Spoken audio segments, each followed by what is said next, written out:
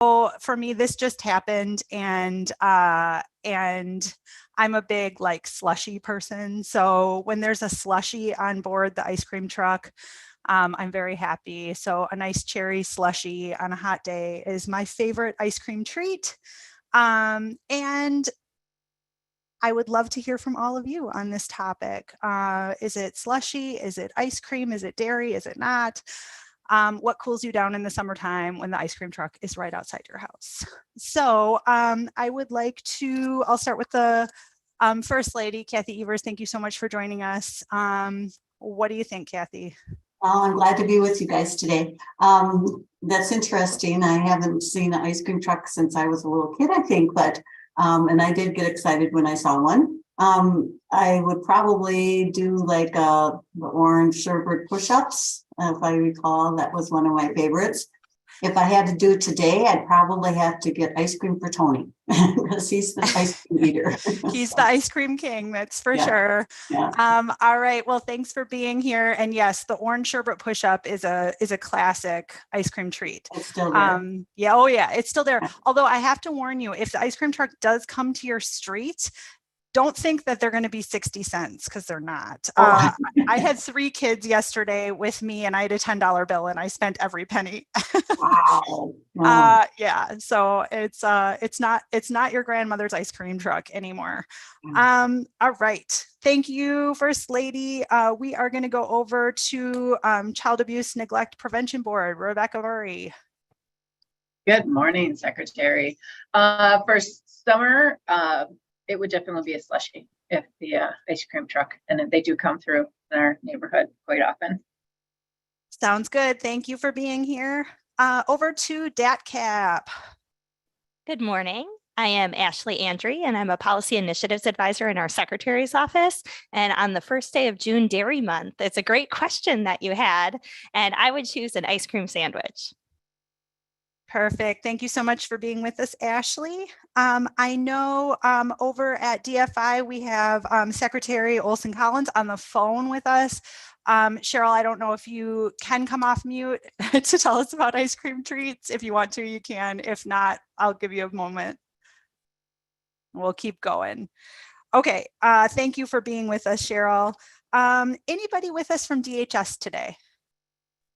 Yes, hi, I'm Sarah Valencia. I'm the Assistant Deputy Secretary at DHS, and I would probably get the same order as Ashley and get an ice cream sandwich.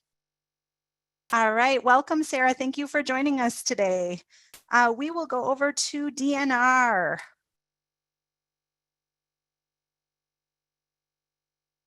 All right. I can check back. I know Julie Majerus was planning on joining us. How about DOA? I think I saw Secretary Blumenfeld. Hello and happy June Dairy Month as well. I have the great fortune of having a son with a birthday today, and he was the June Dairy baby, as the first baby born in the month of June. So we always wish him that. But I would definitely go with a banana popsicle. So those are my favorite. Yes, my mother would buy like the 24 pack of the banana just the banana popsicles. So that was her treat. All right, nice to see you, Kathy. Over to DOC. Do we have anyone from DOC today? Good morning, Secretary. Melissa Roberts. I'm the Assistant Deputy Secretary here. Apologies from Secretary Carr. He's meeting with the legislator this morning. I think he's hoping to hop on when he gets back. I'm sure he would rather be here. But I'm going to go with something that I heard isn't even made anymore, but it's what I always liked when I was little, which is a Choco Taco. And I've heard that they may be bringing that Choco Taco back, Melissa. So yeah, just keep the hope. Keep the hope. All right, wonderful to see you. I see my friend Secretary Barca. What do you think, Secretary? Ice cream treats. Oh, very easy. Good morning to everybody. And it would definitely be a drumstick. They're great in Thanksgiving, and they're also great with ice cream trucks. So. All right, perfect. Thank you so much for joining us today. Do we have anyone from DOT with us today? All right, moving on to DPI. Anyone from DPI today? Good morning, everybody. This is Jill Underly, the State Superintendent. And an ice cream truck has not been by my house. I live out in the middle of nowhere. And so I can't remember the last time. But when I was a kid, I loved those red, white, and blue popsicles. I think they were called firecrackers. So that's what I would get if I had a chance. Perfect. What a great one. And Dr. Underly, I do have to say that I did see your Facebook post about the snake last night and pretty horrified. Dr. Underly has a snake living very close to her house. It is a non-poisonous snake, she thinks, but super big. Oh my God. If the DNR were here, I would I'd be asking some questions. For an intervention. Yeah. So, but maybe the snake would want something from the ice cream truck too. Who knows? Yeah, good luck with that. Sorry about that. All right, over to DVA. Joey, I think I saw you there. Good morning, everyone. I'm Joey Hoey. I'm the Assistant Deputy Secretary at DVA, and without a doubt, it'd be a root beer float from the ice cream truck. Wonderful. Thank you so much for joining us this morning. Anybody from DWD here today? All right, we will check in again later. I know I saw Linda Hall from the Office of Children's Mental Health. Hi, good morning, everyone. For me, it would definitely be a drumstick. I miss those. Can't get them except on the ice cream truck. The ones you get at the store aren't as good, but yeah, that would be it. Glad to be here today. All right, perfect. Thank you. Anyone from WEDC? Okay, and I believe I saw Jess Bowling on from WIDA. Yep. Hi, everyone. Jessica Bowling, Assistant Deputy Director at WIDA. I'm sitting in for Elmer Moore today. He sends his regards for not being able to attend. So I actually haven't seen too many ice cream shops in lately either, but before I discovered that I was lactose intolerant, I really liked the strawberry shortcake ice cream bars. Oh yeah, those were one of my favorites too. But yeah, in my old age, I go for the non-dairy stuff, and I know that's sacrilege during Dairy Month, but yeah. But better anyway. for our stomachs. Better for our stomachs. Absolutely, absolutely. All right, wonderful. And did I miss anybody that would like to introduce themselves this morning?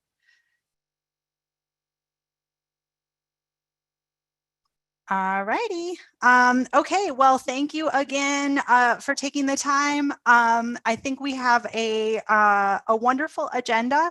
I think it's definitely an agenda that may or may not go the full time, and I think it just depends on sort of what people are even able to share during their budget update. I know that there's still a lot of ground to walk and a lot of ground to be covered, and so just flagging that we may move a little quicker through the agenda today than maybe we planned. So for folks, for Dahi, for Kathy, just to kind of be ready that we may be cruising through a little quicker. But before we get into our formal agenda, we do have a little bit of business to take care of. As I mentioned at the top of the call, we got a little excited back in February and forgot to approve our minutes from October of last year. So I need a motion to approve those minutes. So moved, Kathy. Thank you, Kathy. Can I get a second? Second. Oh, sorry. All right. Wonderful. And all in favor of approving those minutes, please say aye or raise your hand. Thank you. Any Aye. opposed? Okay. All right. That motion carries. And then same thing for February. We've got February minutes. Can I get a motion to approve those minutes, please? The Secretary Underly. Thank you, Dr. Underly. Can I get a second on that one? Second, DOT. Thank you. Appreciate that. And all in favor of approving those minutes, please raise your hand or say aye. The batteries has changed. Wonderful. Any opposed? All right, great. That motion carries as well. Just a note to double check your mute button. I'm getting a little bit of residual noise there. Okay, perfect. So Thank you so much. I want to move on to kind of just a little bit of updates from my perspective. I keep mentioning the February meeting. I think it was a really powerful meeting, at least for me, because I think it really showed kind of the ethos of what this council is trying to do. We have a lot of councils that sort of connect folks across the early care and education, early childhood space.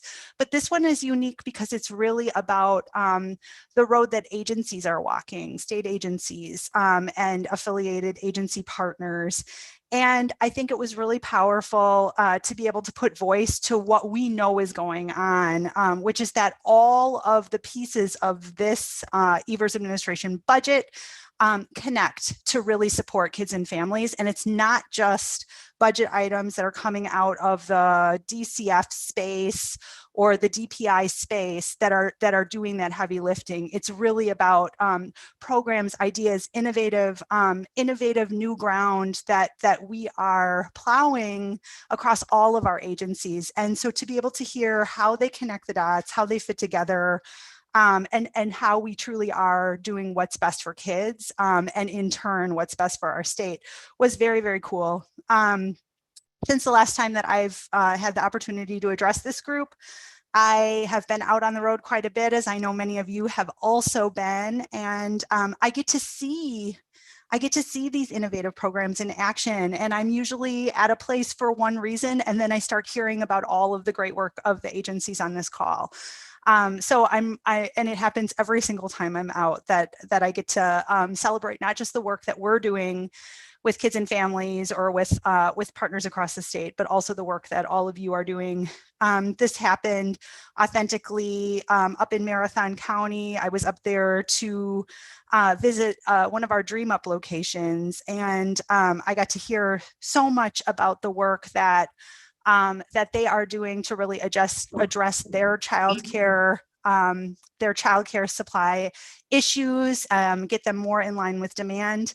I also had the opportunity to visit a family resource center in Mosinee, where they were also bringing providers together to talk about their childcare needs, what they need to be able to continue to do this good work, and authentically heard a little bit more about the grant program that we'll be hearing more about from DOA later in our agenda.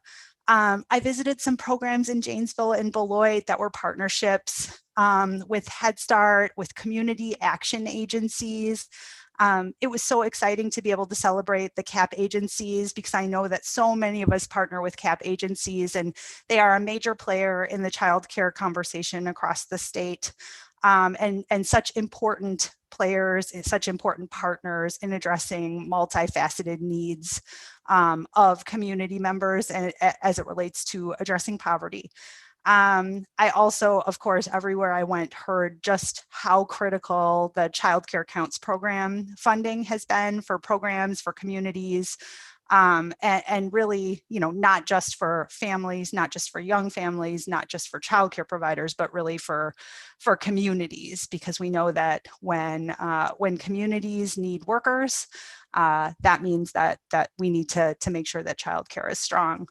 I also want to just celebrate and appreciate, we capped off Mental Health Awareness Month on Tuesday night in just a wonderful, beautiful event hosted by Governor Evers and First Lady Evers. Both of them emphasize just how absolutely critical it is that we continue to find ways to address mental health issues that permeate our schools and communities. I saw some of my absolute favorites at this event, and many of you were also there. He and the First Lady, Governor and the First Lady, also thanked our colleague and our fellow leadership team member, Linda Hall from the Office of Children's Mental Health, for her leadership and just her steadfast vision of connecting efforts to address mental health issues and social connectedness for youth. So really inspiring event, and just a lot of gratitude for Office of Children's Mental Health for bringing us together in that way. I also want to share just a little update about some DCF funding that we'll be announcing soon. So as a reminder, we run a program called Dream Up. I referenced it just a minute ago. And Dream Up is an opportunity to really focus communities around solving through their own childcare and birth to 5 related challenges. And we know that this is an all hands on deck approach needed. We also know that it works best when we get a cross-sector group to the table to help solve through those challenges. I think that communities who win this grant, who take this grant up, really start to view solving through these challenges as a community-wide charge. It's not just about parents trying to figure things out or caregivers trying to figure things out. It's really about building a stronger community. And I think our Dream Up participants have really shown us the way there. So we have been running this program since spring of 2022. We've awarded the grants to 28 communities, and we recently closed a 3rd round of solicitations for a 3rd cohort. So we're going to be announcing 9 new grantees next week. This cohort will be offered over $2.5 million in funding through the American Rescue Plan Act to do this critical needs planning and implementation planning. So excited to be able to make that announcement very, very soon. So just a quick overview of today's agenda, and we'll get into it. We're going to be following up on our last meeting, as I flagged in the agenda. We're going to go around our virtual room in the same order that I called out folks at the beginning, and just ask if you are able to share any updates at all about how your child and family-centered budget priorities are faring through the budget and legislative process. And as I mentioned, I know it's never soup until it's soup, right? There's still a lot of moving pieces, but some of the pieces of agency budgets have been taken up by the Joint Committee on Finance. Some have not. And so, it's just an opportunity to sort of give voice to it. There have been a number of items that were removed at the front end of the budget process. So anything that for certain was sort of sidelined through this process would be helpful to share. If there are still things in play that you're really excited about, that would be helpful information as well, as we continue to sort of track and understand the kids and families supporting pieces of this budget. After that, we'll have an opportunity to hear more from DOA about a really exciting effort that piqued all of our curiosity during the last meeting, which is the Neighborhood Investment Grant Program. This is something that we heard a little bit about last time. And then finally, we're really pleased to welcome our friend and partner, Dahi Wolf from Kids Forward, to talk a little bit more about and give a preview. This is actually like hot off the press sneak preview of the 2023 Kids Count data set and what trends we're seeing for kids and families in Wisconsin. So really important to continue to track in a more broad, in a more holistic way, kind of what we're seeing and what we're understanding about kids and families in Wisconsin. So to get us kicked off, I can start and then we can get into the agency around the circle on budget priorities. So back in February, I characterized Child Care Counts, our direct payment program for childcare providers, as a transformative once-in-a-generation opportunity to fundamentally change how we invest in communities and local economies. And we continue to remain concerned that this is an absolutely essential investment that we need in order to stabilize our economy. Almost daily, there's an article or there's an NPR story about this today, about the sort of rippling impact of a lack of childcare in communities across Wisconsin and what that means, because if families can't work, then employers are not able to keep their doors open and local economies falter. So we've had the opportunity to reinforce this message in every legislative office that we've been in over the last several months.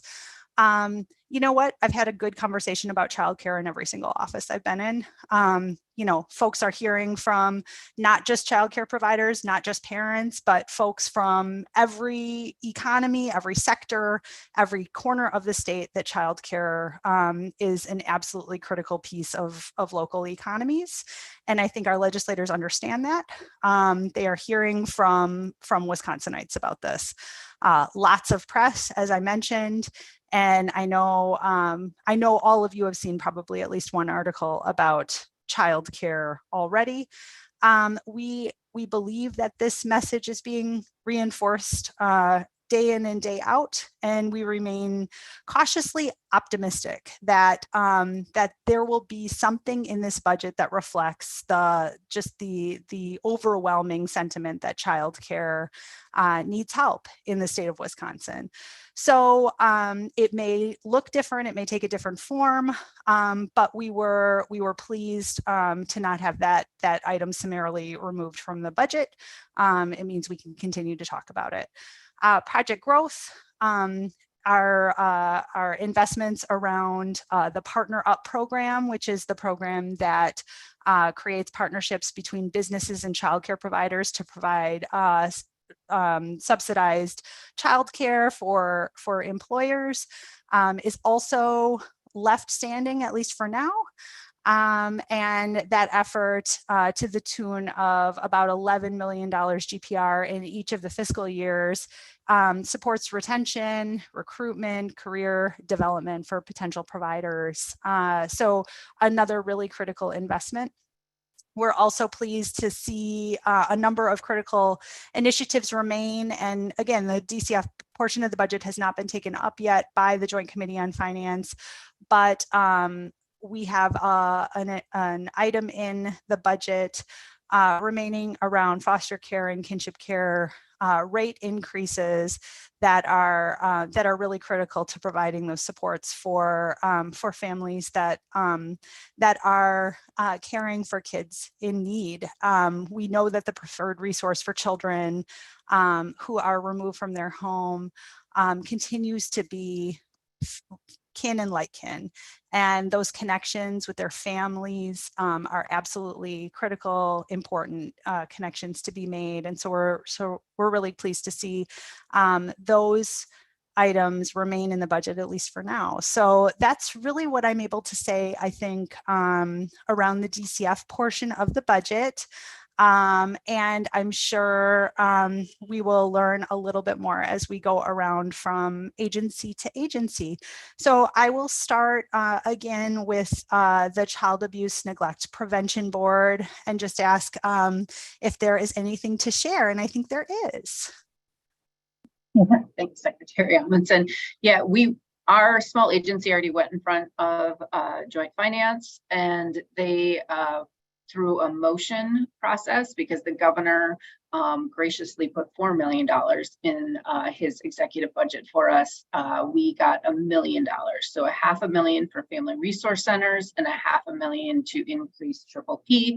As Secretary Amundson said, we're still in the ingredients. It's not soup yet, so we'll see. Budget bill still needs to be written and approved and all that. But we haven't had a budget increase for our agency since 2015. So it's still very good news. All right, thank you so much, Rebecca. Over to DATCAP. Anything to share there? Thank you. Yes, I will touch on just 4 items so far from the budget. We have gone before Joint Finance, and our items, these 4 priorities that the governor had, are continuing. The first, food processing. DATCAP, one of our roles is for a safe food supply for families across the state. And in the governor's budget proposal, he included increases in meat and dairy processor grants to foster that innovation, improve profitability, and just sustain the long-term viability of our food processing industry across the state. And there were increases included. So we're hoping that continues through the process. Next, food security funding. So since the onset of the COVID-19 pandemic, Governor Easers has provided significant funding for the food security initiative. So that included purchasing Wisconsin agricultural products for families and investing in food security infrastructure. So in the budget, he recommended additional funding in food security grants, including for tribal elders. So we're hoping that continues throughout the process. Another item, you touched on Mental Health Awareness Month, and through the Wisconsin Farm Center, DACAP provides free and confidential services to farmers and their families, including the Farmer Wellness Program. So the governor proposed restoring $100,000 each year to provide mental health assistance to farmers and their families, including counseling vouchers and a 24/7 farmer wellness helpline. And that's still going forward at this time as well. And one last one to touch on is our land and water resources. So we are seeing continued and increased funding for programs like producer-led watershed protection grants, county conservation department support, nitrogen optimization program, and our crop insurance premium rebate program. So the governor continues to support sound use of Wisconsin's land and water resources, and again, moving forward still at this point. So thank you for the opportunity to provide an update. All right, wonderful news. Thanks, Ashley. Again, I'll check in on Cheryl. Cheryl, if it's not a good time to unmute, don't unmute. But if you are able to share a budget update, I'll give you the space. All right, we will hold on DFI and ask Sarah, DHS, anything you'd like to share? Yes, DHS has not gone before Joint Finance Committee yet, so we don't have any news there. I can report out a little bit on what was removed in Motion 10 from the Joint Finance Committee as specific to children's early years. Our budget is so huge. I just picked out a few of the items that I think might be more specific to this council's population that we're looking at. So Medicaid expansion was cut out. Lead poisoning prevention and response was removed. The more maternal and infant mortality prevention funding was removed. The child wellness grant was removed. Medicaid reimbursement for community health workers was removed. Expanded access to birth to 3 program was removed, and the food share pilot and accessibility at farmers markets was removed. So that all feels really depressing to say out loud, all of those things that were removed. And still in, I can say still in, is the newborn screening program is still right now in, and I'm sure that Linda Hall will have more to share specific to children's mental health budget items. So those were some of those more specific things here at DHS. Thank you, Sarah. And yeah, while it's depressing, it's also helpful to have that list and that recollection of things that were proposed and sort of where they're at. And to your point, also things that weren't removed. So that are still in play. Appreciate that. Yeah. Okay, we'll head over to, I think, DOA. Thank you, Secretary. Yes, I won't go through the long laundry list of things that were removed from our budget, but some of the things that have stayed in, we haven't gone up yet, so we're thinking it'll be next week or the week after. Our front door, Wisconsin Front Door Initiative, which I'll talk a little bit about later as well, but the idea of having a single sign-on for our residents to come into digital services provided by the state. So that it can be more of a one-stop shop. You know, if you're in getting SNAP benefits, you can look at housing and other things that you may be eligible for as well. So I'm really excited about that and hope that that will remain funded.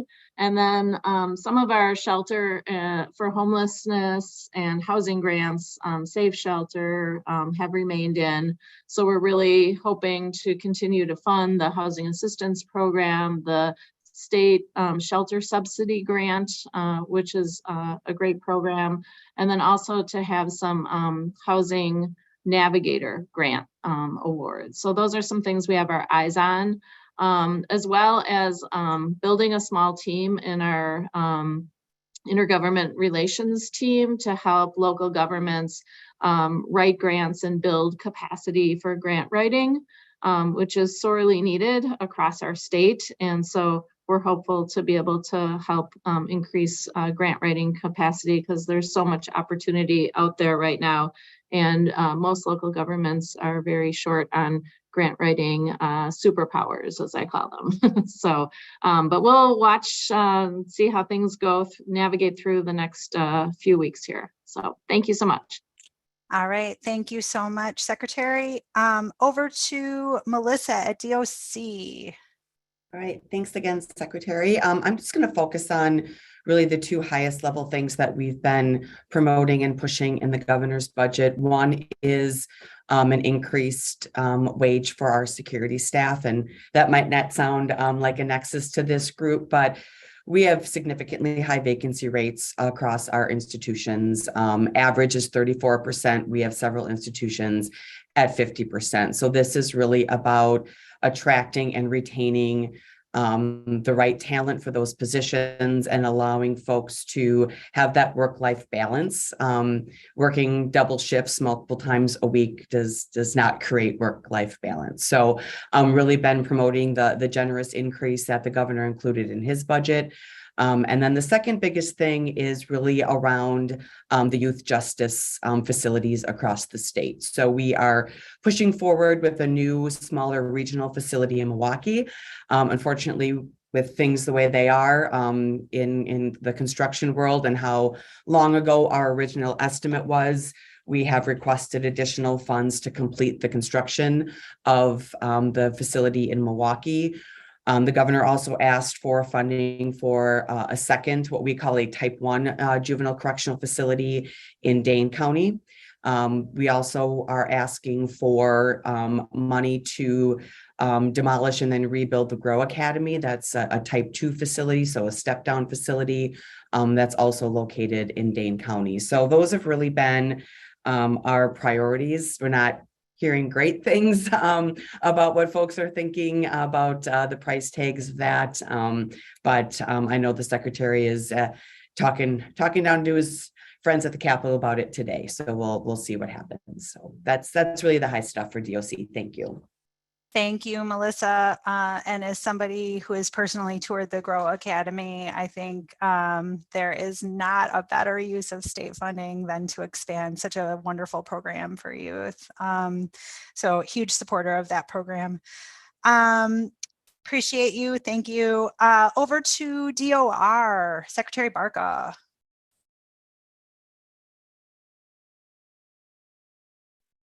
We may have lost him. Oh, sorry about that. There No, he is. I'm All back right. on. I apologize. Yeah, Yep. I had trouble with the mute button. So next week, Thursday, the Ways and Means Committee is scheduled to meet. And they're going to take up the earned income tax credit.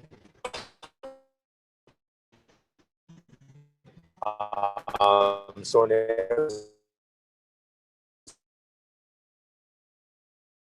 Secretary Barca, you're kind of, we definitely heard earned income tax credit being taken up next week, but you're kind of going in and out a little bit. So it's kind of difficult to hear. I'll give you maybe one more chance to just see if it gets any better.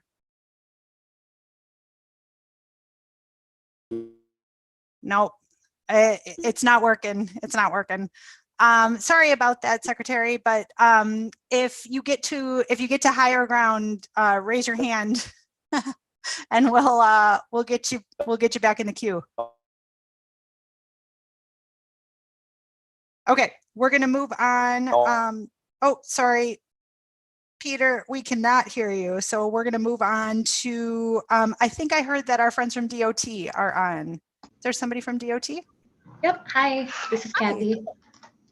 So for us, we have a couple of different things. A lot of it circles around road investment. So we have our Transportation Alternatives Program, which helps with assisting with accessibility to our transportation alternative, which can be used for bike ped improvements. We're noticing that in rural areas, they're undersubscribed and they don't have the needed staff or expertise, so that this program is going to help them apply for those grants, help make them a little bit more competitive and see some changes to how their roads look. We found that schools in rural areas tend to be busier on those faster roads, so making it more accessible to create safety for families who choose to bike to school would be a great thing. Also within the TAP funding is our Safe Roads to School program, safer intersections and walking paths, analyzing some of those risks to those kids en route to school.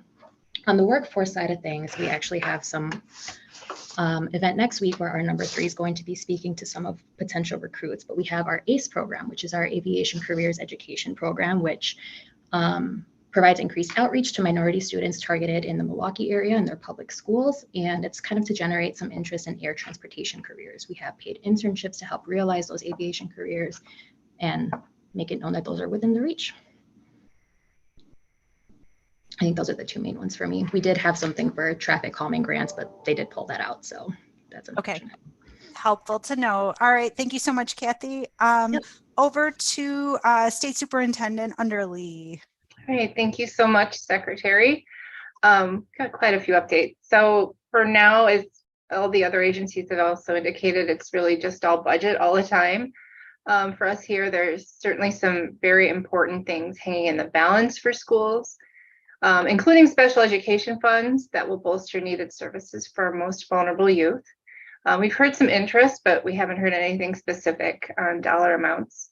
Revenue authority for schools in order to ease the one-time pandemic money that they're coming off of that right now with the pandemic money. And if you recall, they didn't really get any increase during that time because they were told to use the pandemic money to meet costs. So we certainly need that revenue authority. Again, we're just hearing there's traction, but we haven't heard anything specific. We're also engaged in conversations around reading and literacy to support evidence-based strategies in schools across Wisconsin. So this feels really positive right now, and I think it's headed in a good direction. We're also having some exciting conversations with DWD around education workforce pipeline and apprenticeship opportunities. So in fact, after the flag raising today, I've got a meeting on the books with the secretary today. And while this doesn't directly relate to our budget, the items we did propose around this were removed. We're exploring other alternatives to fill that need. We're also very excited to pick up on DCF and DOC's efforts to raise the age and advocate for keeping youth out of the adult correctional system. The bad news is also JFC took out some huge items for us that our schools desperately need. The big one was creating, it was our proposal to create a mental health categorical aid to support districts. Wrapping up, we've been hearing some buzz lately that our overall numbers for schools is a record investment. And while that sounds great, our schools, like I shared earlier, have just been operating off one-time funds from the pandemic, and those are disappearing. They didn't get any increases in spending during that last budget. So I'm also fairly certain that the record investment would also include large funding increases directed at private voucher funding. So it's always very complicated and stressful in the world of K-12. And just, to end on a positive note, DPI was out in full force at the mental health night at the governor and first lady's residence, and it was really great to make those connections. Kudos again to Linda Hall and her work to bring everyone together this past month and providing schools and communities that they serve with resources and supports around mental health is a massive need still. Our marginalized learners, their families, and our educators, they need mental health support, and we're going to continue to advocate for them. And also just seeing so many teen students from, I think it was Whitnall and Preble High School in Green Bay. Just seeing so many teens there was just really uplifting, and so much gratitude to the Office of Children and Mental Health for the work that they do. So thank you. Couldn't have said it better myself. Thank you so much, State Superintendent, for that update. Over to DVA, Joey. Yeah, the program that has the biggest effect on the children and families for us is our Veterans Outreach and Recovery Program, which provides mental health services, case management support, treatment and recovery services. The governor, in part of the mental health year, had proposed an expansion of the program. Well, actually, he funded it with ARPA dollars, and there was a budget item that would have expanded that program permanently. The Finance Committee did not fund that. So in a year, we're looking at shrinking this program, unfortunately. So that's where we're at. Thanks. Yeah, sorry to hear that. On behalf of all of us, thank you. I will skip past DWD, I think today, and go over to Office of Children's Mental Health. Thanks for the kudos on our fun event at the governor's residence. We really, as we looked at the mental health month and how could we be active about it, we were promoting action, but we also felt that despite some of the things that we feel like are going backward or aren't going forward fast enough, we've been doing a lot of good work, and it was time to celebrate that. And as part of our effort to increase our focus on youth voice, we wanted to make sure we had some young people there. So it was great that they were able to show up with their parents and their leaders and help us celebrate. We have issued a list, a top 10 list of things that we would like, with the number 1 being on the list, the categorical spending for school mental health, which, as Superintendent Underly has said, seems to be out. We're still hopeful that they will at least increase the funding for the grants that schools have been applying for, because those grants have been important. So we're still advocating that they adopt the governor's plan, but if not, at least an increase in those grant fundings would be helpful. The only other item that we have in the budget is the request for a position, which we really want to use to support our effort to develop a statewide youth wellness network that would do 2 things. One is to bring together the state leaders who are staffing a youth council, and there's youth councils in a bunch of office departments here, to bring those folks together in kind of a community of practice to share information, share resources effectively, and then to do outreach among the 200 schools that have a youth-led mental health program to get some of those youth involved with us and bring them together and let them set an agenda for what we should be doing around youth mental health. So we hope that we get that position. If we don't, we're going to try to figure out how to do it without. We may be coming back and asking you for a little bit of help with that. But the community of practice we've already started, and people seem really energized about it. So those are some of the good things that are going for us. All right, thank you so much, Linda. And before we move to WEDC, I want to just check in with Secretary Barca again, see if your sound improved. Can you hear me okay? Yep, sound good. Oh, terrific. Yeah, sorry about that. I'm traveling this morning, but I did want to let you know about 2 of the most important initiatives in the governor's budget that, that we're tracking and speaking about everywhere we go in the state. There's going to be a hearing Thursday at Ways and Means to give us another opportunity to talk about it. But the 2 are, first of all, of course, the child, tax credit, where the governor would like to go to 100% of the federal child tax credit, which we think is absolutely, vitally important, both from obviously an affordability standpoint. Also, I think helping to bolster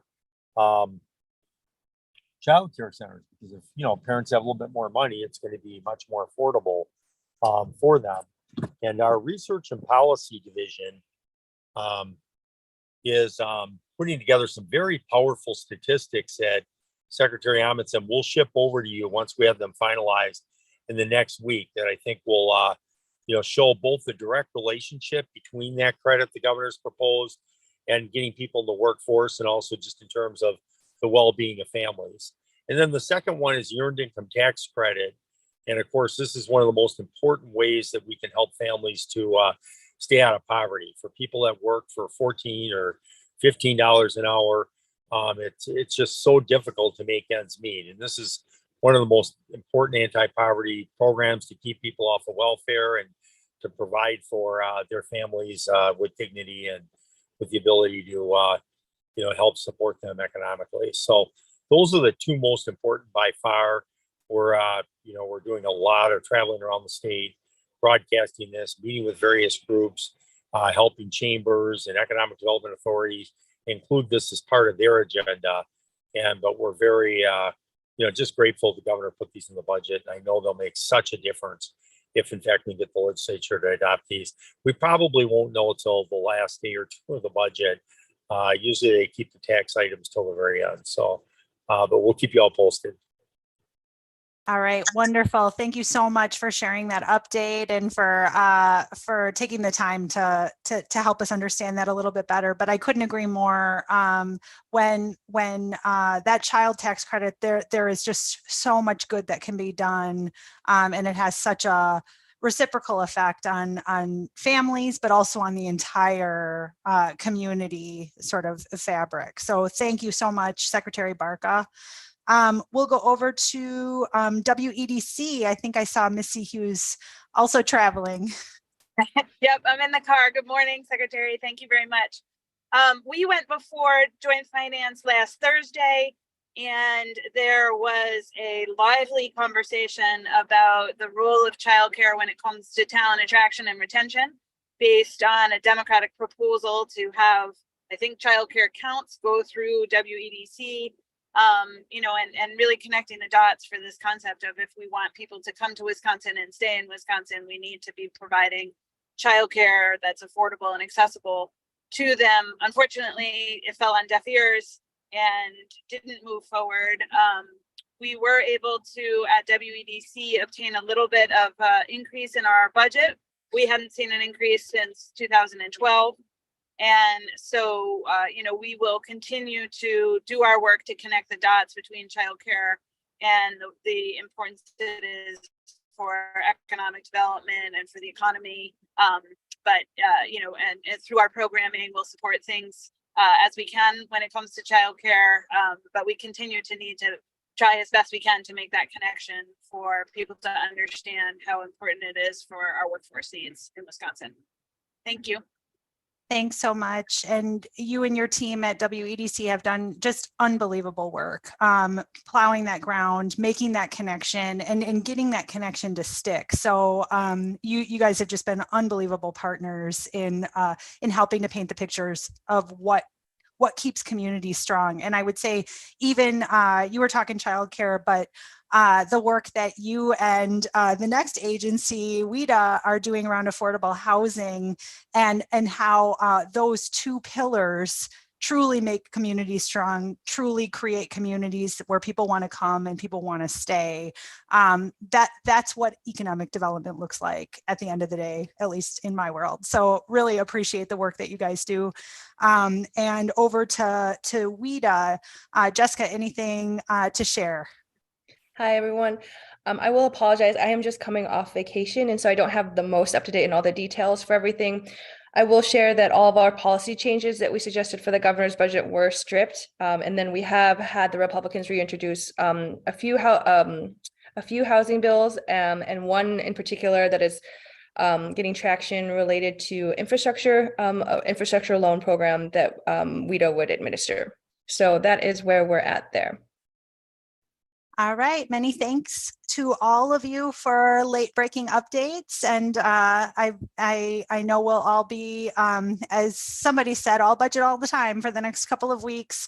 June is always a crazy month and just when you least expect it, something comes across your desk that is always a surprise. So enjoy that month. And next on the agenda, I'm really excited to welcome our colleagues from DOA. Again, this organically sprung out of some conversation we were having back in February on the Neighborhood Investment Fund grant program. And this fund comes up when I travel the state, and the impact of it is absolutely being felt in communities across Wisconsin. So we wanted to give just an opportunity to learn a little bit more as a group about this fund. So I want to turn it over to Secretary Blumenfeld.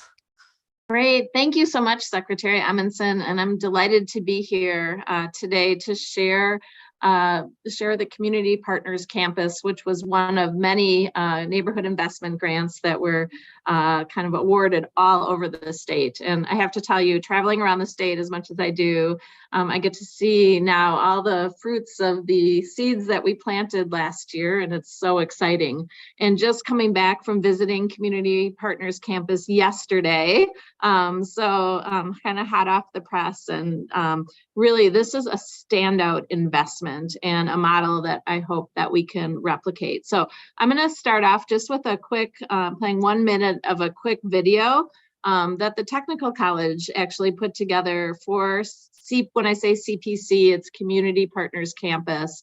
That just gives you a quick walkthrough, and then I'll talk a little bit more in depth. So if you want to start the video, that would be awesome. Community Partners Campus is a shared space nonprofit center that is conveniently located in the central part of the city on a bus line to help better serve the clientele and guests that seek services from our 7 nonprofits. Campus houses the Neighbor's Place, Wausau Area Mobile Meals, North Central Community Action Program, Blessings in a Backpack, Marathon County Human Services, Catholic Charities, and they're all based around food, shelter, healthcare, mental health, and social well-being. It's like a one-stop shop for families. They can come here if they need food, different resources, housing. It's all here. It's a community space that's welcoming and inclusive for everyone to come have their basic needs met. We don't have lines of people standing outside. Our guests are welcome into this beautiful space. They can sit in our lovely community room and look at art and greenery. They go shopping, and because that stigma has come down, more people that need help are reaching out and getting the help they need. So we firmly believe that creating beautiful spaces that welcome people and invite them in helps people get the help they need so they can get back on their feet. Great, thank you. And if you wanna, let's see, get the slides up, that would be awesome. Do you have the slides? I'm sorry. I do. They'll be up in just a moment. Okay, gotcha. Well, let me just start and dive in while we're it'll be slide 2. So Community Partners Campus is in Wausau, and it's just really a beautiful example of a public-private partnership. You saw from the video, it's a modern building, it's a very welcoming space, and right now it houses 8 different organizations, all government or well, I think 1 government and 7 nonprofits kind of coming together. It's conveniently located on a bus line, and you can just see and feel kind of that modern way. So there was the vision of two gentlemen in Wausau. One was kind of led a big community foundation, and the other person just had this great idea, like, why can't we bring, everything was so distributed around Wausau. You know, people, it was hard to get to places for services. So he was trying for like 20 years to bring something like this together. And each time, whether it was competition, lack of funds, whatever, it kept kind of failing. So this time it actually worked. And the community raised, I think, over $4 million itself for this effort. And what they did is they purchased a former job center site in 2021. They totally gutted it and expanded it to 24,000 square feet so that it could house, I think ideally it can house up to 15 nonprofits. So there's a nonprofit that was created that's just the shell or the real estate. It manages the real estate. And the concept is, you know, every nonprofit probably needs a break room and a kitchen and meeting space. And, you know, why does everyone have to do it themselves? If we create one space, we can share all these amenities and really reduce rents for the nonprofit. And that has come to be. So they built a very sustainable building. They're just adding a solar array to it now. But they really looked at ways in which they could provide a very sustainable facility, share all those amenities, and they've been able to really offer the nonprofits very reduced rates, which is super helpful. And what we heard from the tenants, a lot of the nonprofits, like, they used to spend so much time just worrying about leaks and a roof and maintenance and you know, air conditioning and heating. And now this other nonprofit is kind of managing all of those things so that the nonprofits can really focus on their mission. And so through the neighborhood investment program, you might remember that was a pool of, it ended up being over $210 million of ARPA funds. This CPC received $1.5 million grant. So it wasn't the largest grant of any of them because they really leveraged the community resources in their fundraising. I'll also just point to this picture in the bottom left corner, this mural. It is gorgeous, and that was a huge community event. Actually, those break down into squares that people, a mural artist kind of did a paint by numbers and kind of stenciled in all of it. And then anyone in the community could pick up, if it was a 5, they'd pick a blue and could kind of paint part of that mural. So, and then they put it all together and covered it. I think it'll last, they said, at a minimum of 50 years outside, and this is actually inside. So it really brought in a lot of the community to help with this event. Next slide, if you go to the next slide, please. The different, as you heard in the video, the different nonprofit partners really focus on food, shelter, medical, mental health, and social well-being. So when we look at this through the eyes of the Leadership Council on early years, all of these things really come together to help make sure that our children and families are doing the best that they can, that they have the most stability. So I'll just showcase a few of the nonprofits that are housed in here. One is the North Central Community Action Program.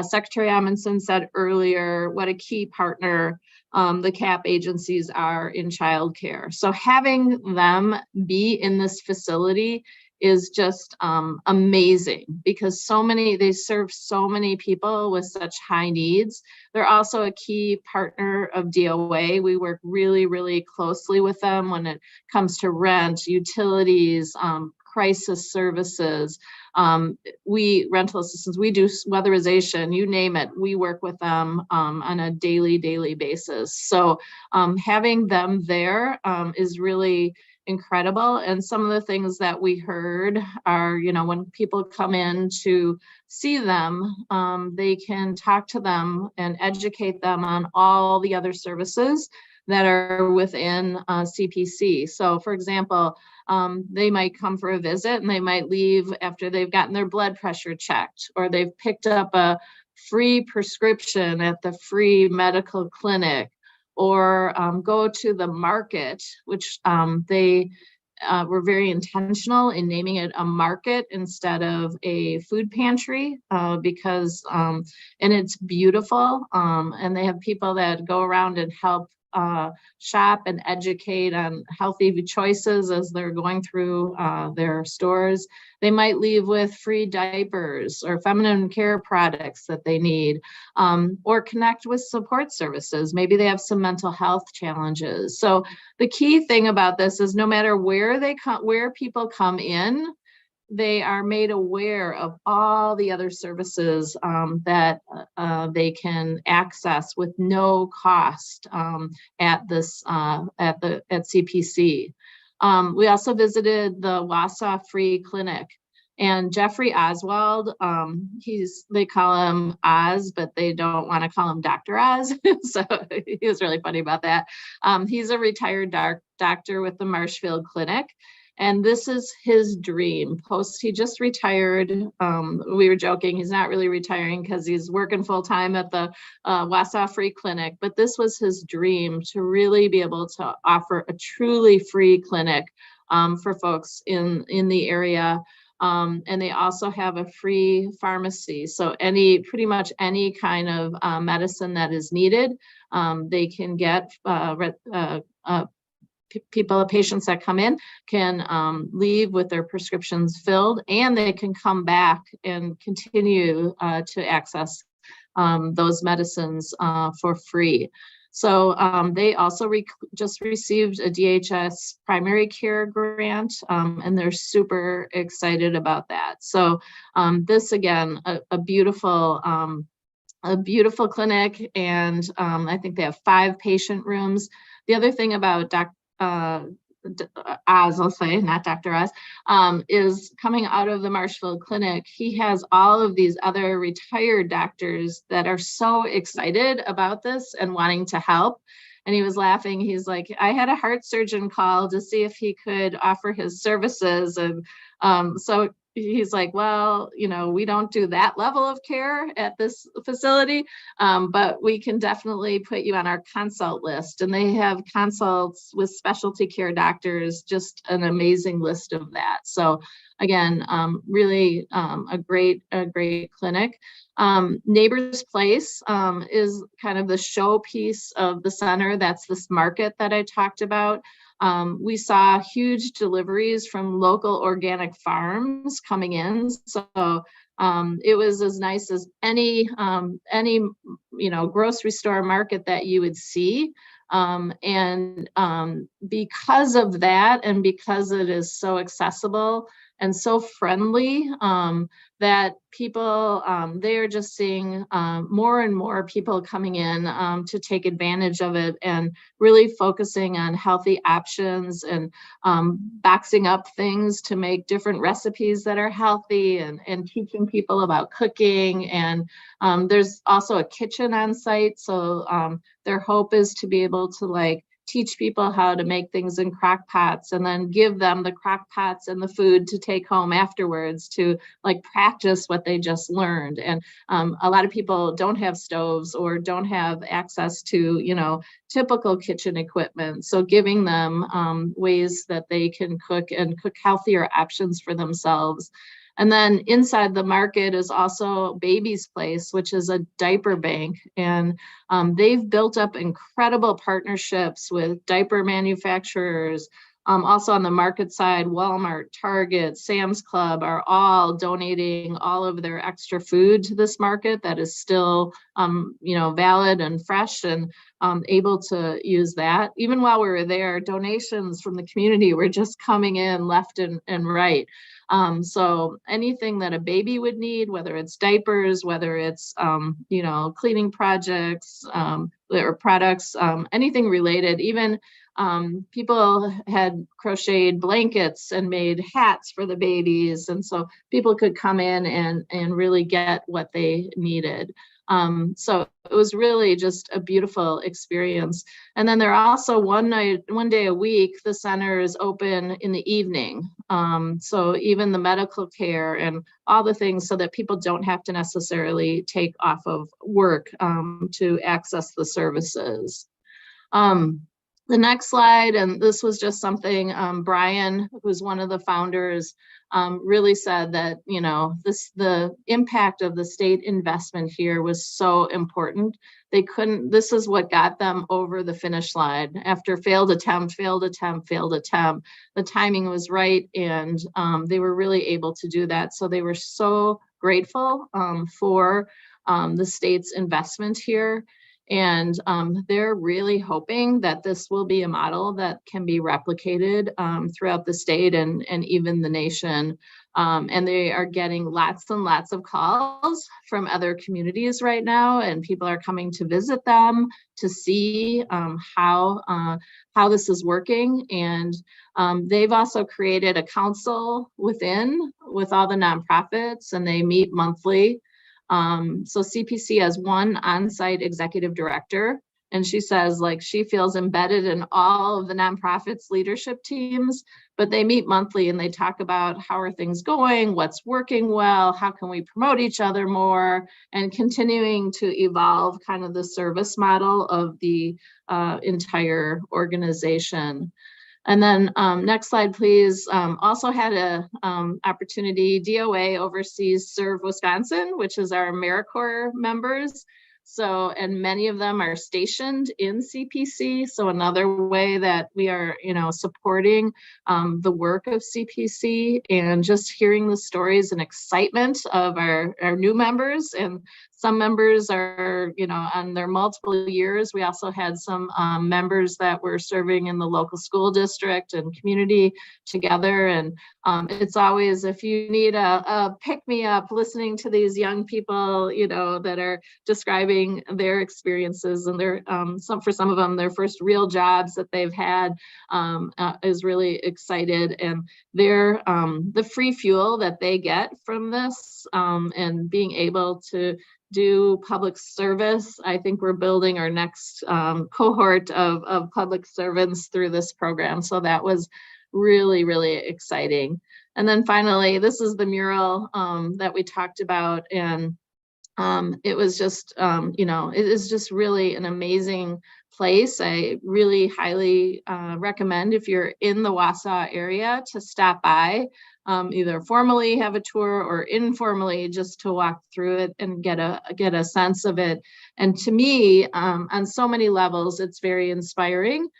Thinking about, I mentioned in our budget proposal, the Wisconsin Front Door initiative, which on a digital standpoint would kind of extend this concept of a one-stop shop for people coming into our state services and being able to access them very easily. And then as we look at our physical presence around the state and our Vision 2030 and our real estate footprint, I just really want to encourage all of us to think about our natural complements to the services that we provide, and think about ways in which we can co-locate to make sure, and some, some agencies are doing this and doing this really well. I was just at a facility up in Spooner that had DOT and DNR and WEM and, multiple agencies that serve the same constituencies. But I really want us to be thought leaders in this space and think about how we can serve our customers best, and make it the customer experience, the user experience of our state services as easy as possible. So again, this was just such an inspiring investment, one of many, many. So thank you for the opportunity to share with you all today this exciting Community Partners Campus, and I hope it will inspire you in your efforts as you move through, whether it's budget or programs that you administer, to really think about the customer, the client, who we're serving and how we can serve them best, all for the, making Wisconsin a great place for children and families. And that's what we're all here about today. And I think this is an important step forward in that vision. So I'm open to any questions, or if people want to follow up afterwards to learn even more, I'm happy to meet with them. Thank you, Secretary Hudson. Yeah, thank you so much, Kathy. That was awesome. I'm so appreciative of the pictures too. And that last picture with all of you in front of the mural just shows the scope and the size of that mural. It just blew me away. It's absolutely gorgeous. My one question that you may or may not know is the space fully occupied at this point, or did they leave space for other potential partners that may be a good fit? They still have space. So if there's a community resource, a nonprofit in Wausau, I think they can go up to 15 was their original vision. So I think there is some space that is right now being used as community space that can be repurposed and built out for different organizations. Wonderful. If anyone else has a question for Secretary Blumenfeld, we've got a minute or two if anybody has a burning question.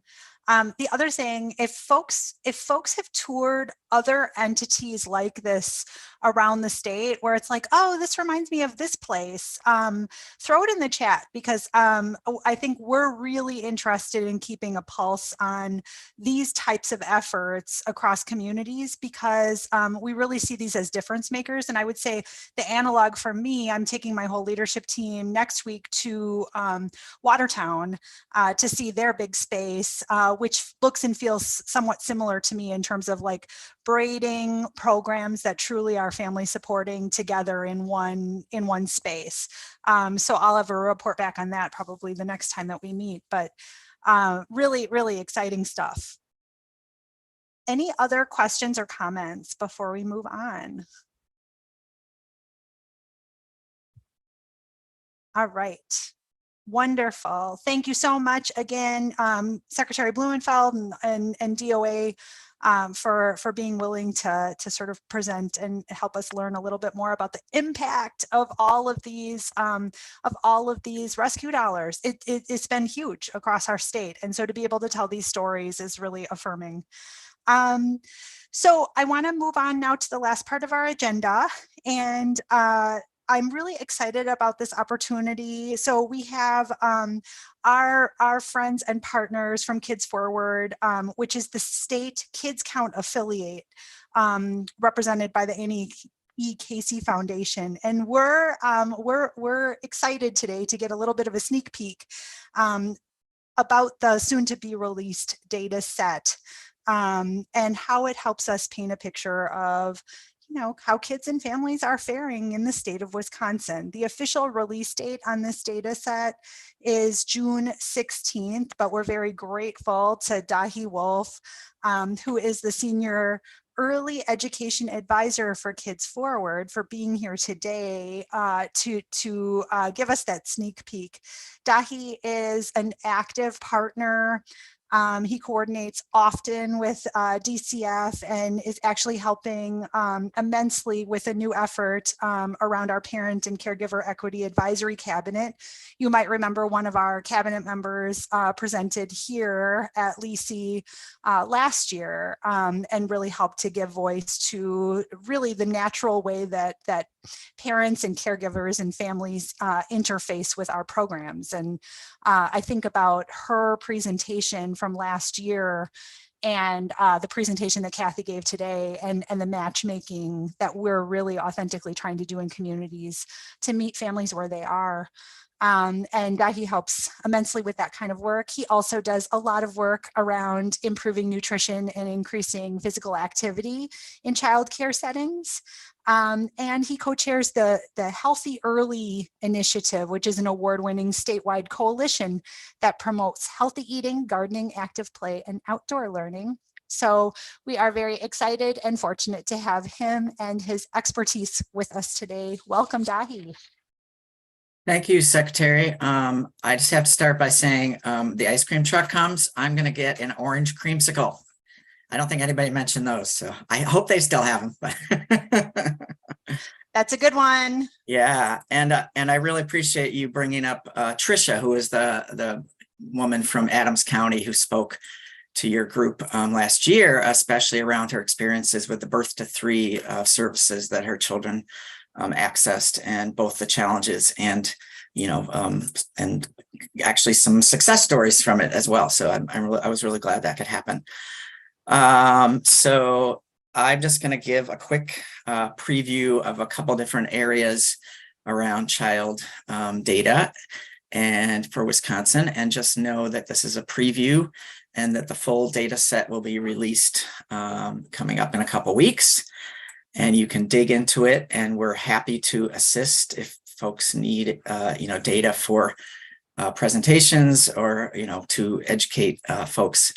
I always say that the most successful advocacy is data plus stories. So I did put a couple quotes in here, and we often, like we're doing with the Secretary and the Parent Caregiver Equity Advisory Cabinet, we're really wanting to hear directly from parents and families in communities to tell us about their experiences and their needs.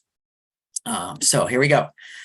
Jane, you can go ahead and go to the first slide. So I'm going to cover 3 areas today. Talk a little bit about childcare costs, which we all know is a huge issue. The decline in family childcare programs, which has actually been going on for a long time and is just continues to get worse.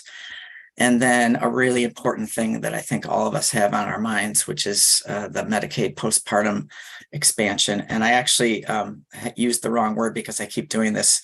It's the extension, not the expansion. And somehow those words just get mixed up in my brain. So think extension when you see that word there. So, all right, next slide. So Wisconsin's lack of accessible childcare shortchanges children and makes getting to work for parents difficult. And we just heard that from Weedick and from other folks, while those who can find care struggle to pay for it. This costs the economy billions of dollars a year and holds women back professionally, especially women of color. So if we want a successful economy in our state, we know that childcare needs to be part of that. And yes, Wisconsin's childcare, like many states, is unaffordable. Next slide. Before we go to Jane, you can go ahead to the next slide, please.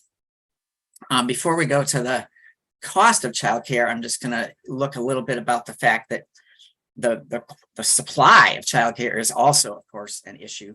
And unfortunately, even though for the most part, Wisconsin has recovered or done well across all industries, our childcare sector is still significantly down. You can see as of last August, it was almost 8% down from previously. And we already know it was a crisis before COVID. So the fact that, that people are still struggling to fill childcare positions, and that, many places have had to close or have empty classrooms, or, just are struggling.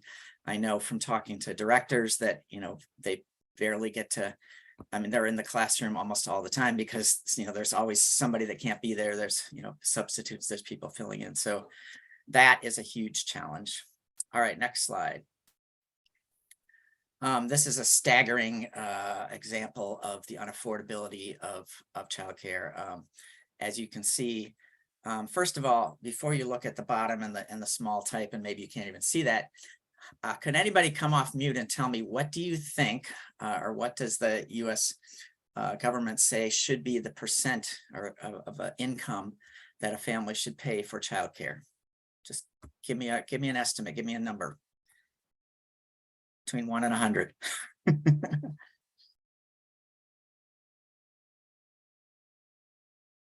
20%. Great guess. It's 7. You should not pay more than, families should not pay more than 7% of their income for childcare. So what do we have here? Even your typical married couple family with an annual income over 100,000 is paying 11% of their income. And then look over the right, where a single mother family with an annual income of 36,000, she's paying 34%. That's over a third of her income, and it should be, that's 5 times as high as it should be. So just that, that's the definition of unaffordability, I think. All right, next slide. And this just adds housing and childcare, and looking at that, the housing is actually defined as 30% or less of income. And so this is just combining those two and then looking at the minimum wage. And of course, unfortunately, across our state, there's still many people that earn, that work full time and earn minimum wage. And this is how significant the disparity is in the amount they're paying and the amount that they should be in a system that that works. So particularly, I'm looking at the affordable cost of childcare for a minimum wage worker should be about $1,000, and it's $12,500. So just absolutely astonishing. And so I think that just brings us to the fact that childcare counts and all these other supports really need to be extended beyond 2024 in order to keep the childcare in business, and even to keep it as unaffordable as it is, at least available. I always like to say this when I speak to any group about Wisconsin, is that I'm sure many of you know, historically, for years and years, decades, Wisconsin has always been in the top 5%, the top 5 states for women's participation in the workforce. So we have a long history of that here. And women's participation in the workforce only works when we have quality, safe, affordable childcare. So just all the more reasons to to support the governor's proposals that you've been discussing in the last hour or so. All right, let's go on to family childcare.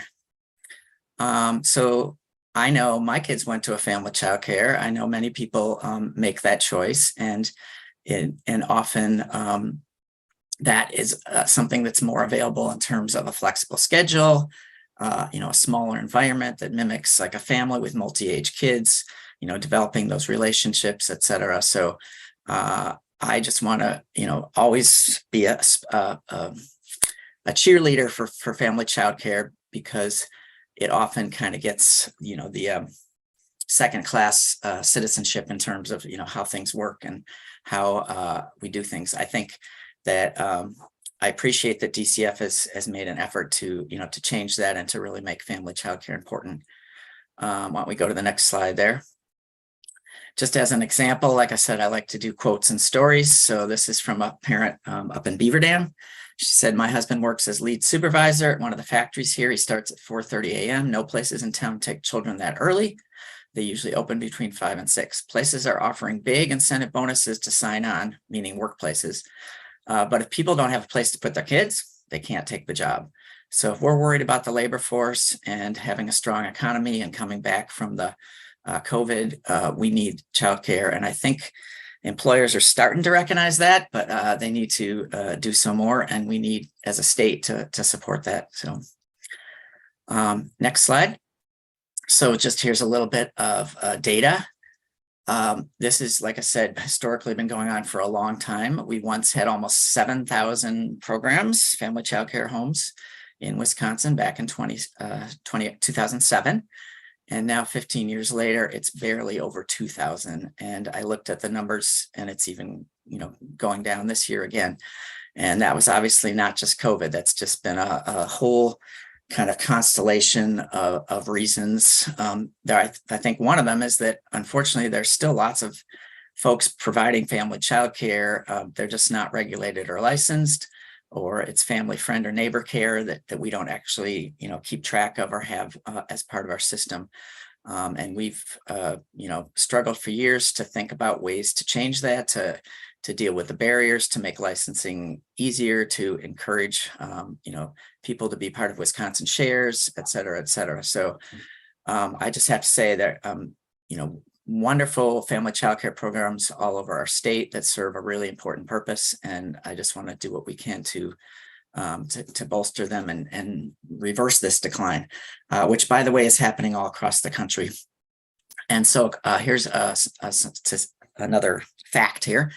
When choosing childcare providers, Black families report that providers within their communities who offer their children a smaller setting, nurturing environment, and individual attention were key indicators of quality. A 2020 analysis found that family childcare providers had more racially diverse staff and owners than center-based childcare settings. And I think that's an important point to recognize. We work with a lot of Spanish-speaking providers. There's especially all over the state in both rural and urban areas, there are family childcare providers that are immigrants, that are women of color, that are providing an environment that reflects the needs of their communities and their families.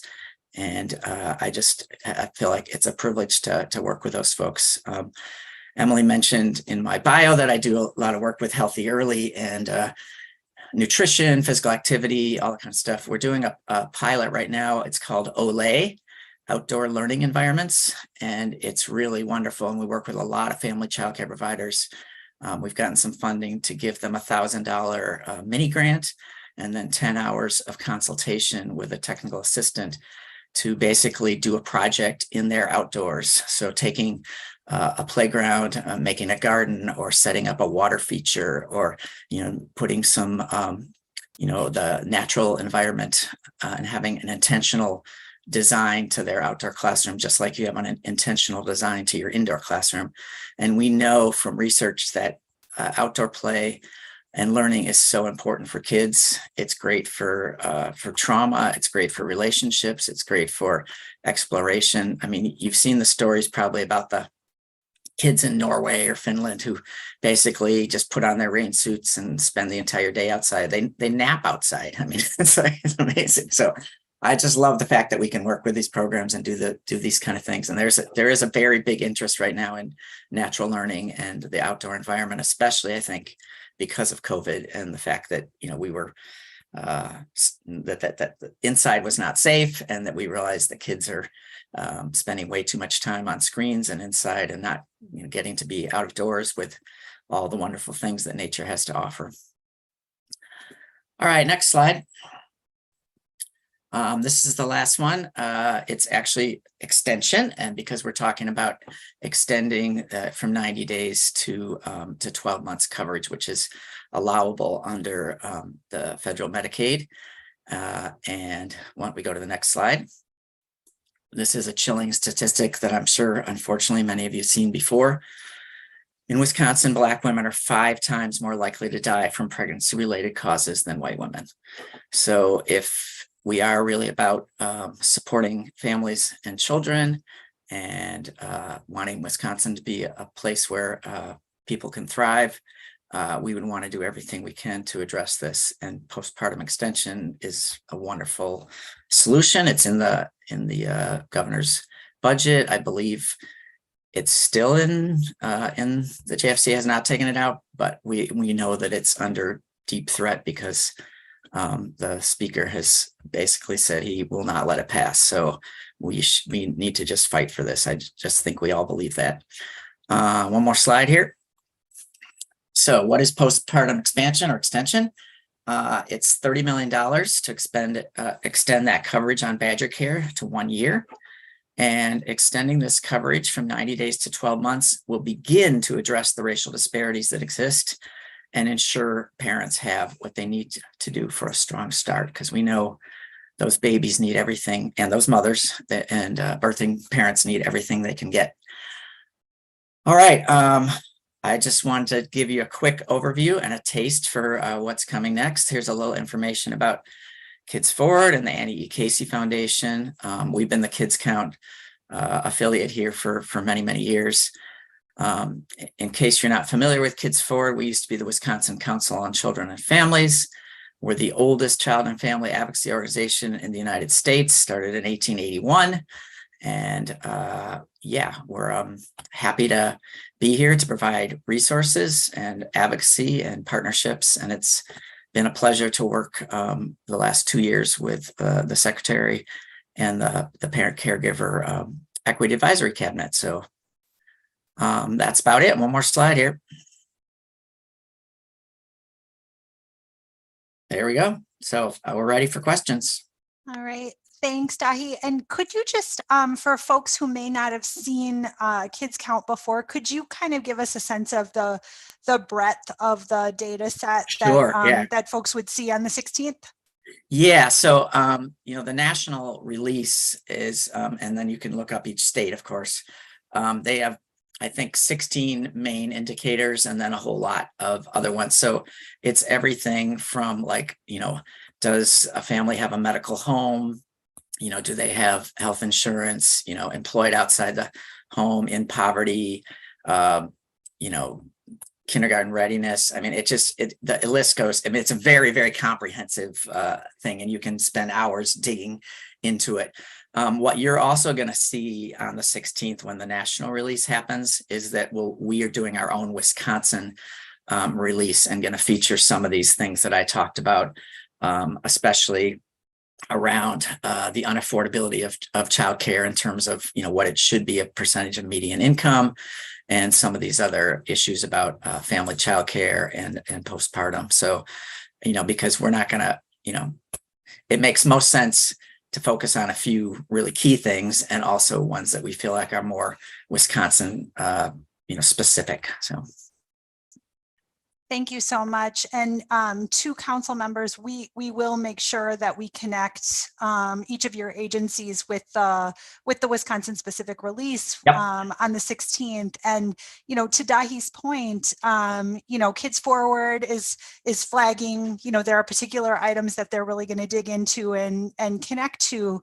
But that there is so much more data in this report that may, if you have the policy engine, you know, to spend some time with pieces of this data set, you may be able to find something in there that helps you connect a dot.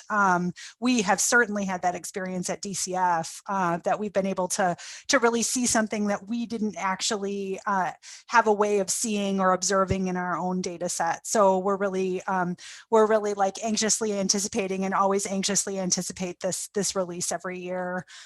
For the way that it helps us connect dots across kind of kids and family supporting programs. So just want to give a pause for any questions or comments from council members.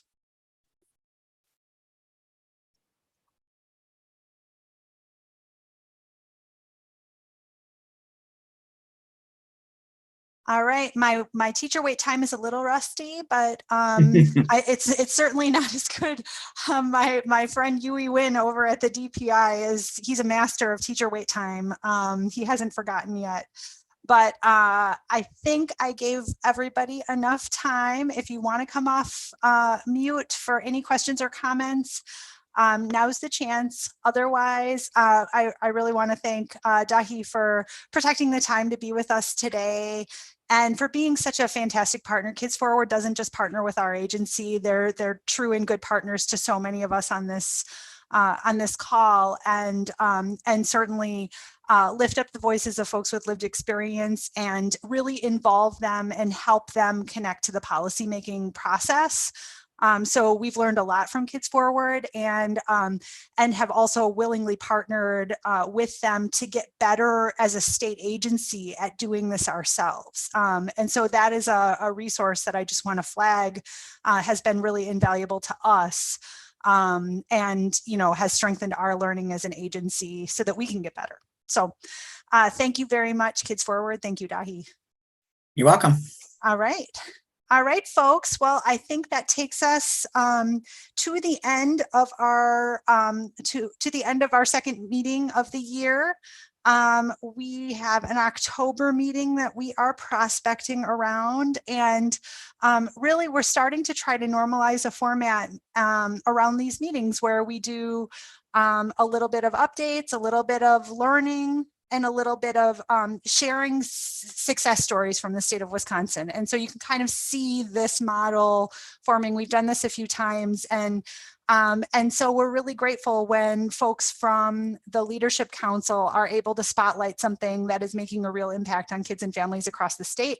So just a little flag that the wheel likes to spin around, and maybe it'll stop on you next time. And we'll ask you to help us tell a story about something that's making real impact. So really grateful for those of you that have helped us do that in the past, and for those of you that will be willing to do it in the future.